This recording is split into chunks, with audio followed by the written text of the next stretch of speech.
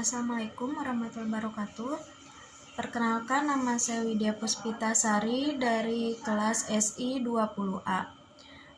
Kali ini saya akan menjelaskan tentang skema sistem komputer di saat beroperasi.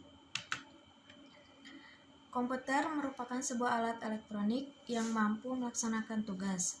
Di antaranya yaitu menerima input, memproses input sesuai dengan program, menyimpan perintah-perintah dan hasil pengolahan, serta menyediakan output dalam bentuk informasi.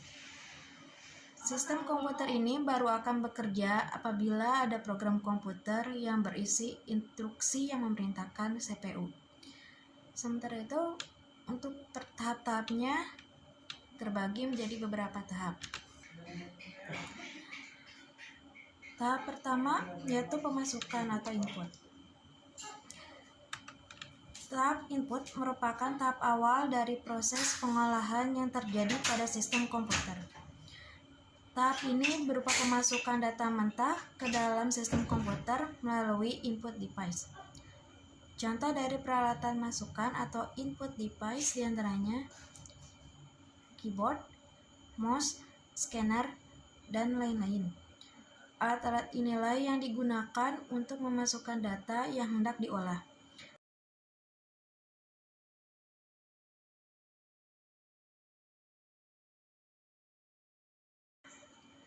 Tahap yang kedua yaitu pemrosesan atau proses. Pada tahap ini, data yang telah dimasukkan melalui peralatan input tadi akan diproses. Tahap proses ini dilakukan oleh processing device yaitu CPU, yang mana CPU ini dapat melakukan fungsi perhitungan dan logika untuk perbandingan dan juga mengontrol. Pada tahap ini, data yang masih mentah tadi diproses sedemikian rupa sehingga data tersebut siap dicetak menjadi informasi yang lebih bermanfaat. Tahap selanjutnya yaitu pengeluaran atau output. Pada tahap ini, data yang tadinya telah dimasukkan melalui peralatan input kemudian diproses oleh CPU akan bisa dicetak apabila sudah siap. Pencetakan ini bisa berupa hard copy dan juga soft copy. Hard copy berarti menggunakan media fisik seperti kertas ataupun yang lainnya. Sedangkan soft copy berarti menampilkan gambar visual melalui monitor ataupun proyektor. Yang termasuk ke dalam peralatan output di sini diantaranya monitor, proyektor, printer, dan lain sebagainya. Tahap selanjutnya ada penyimpanan atau storage, atau bisa disebut juga memori penyimpanan.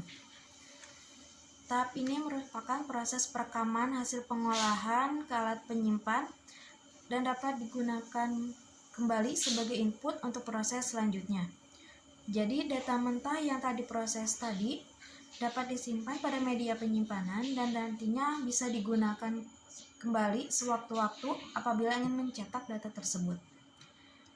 Untuk penyimpanan sendiri terbagi menjadi dua, ada primary storage dan secondary storage. Primary storage biasanya terdapat di dalam komputer itu sendiri, di antaranya ada RAM, ada ROM, dan EEPROM. Sedangkan secondary storage biasanya di luar komputer. Ada DVD, ada hard disk, ada USB flash disk, dan lain sebagainya.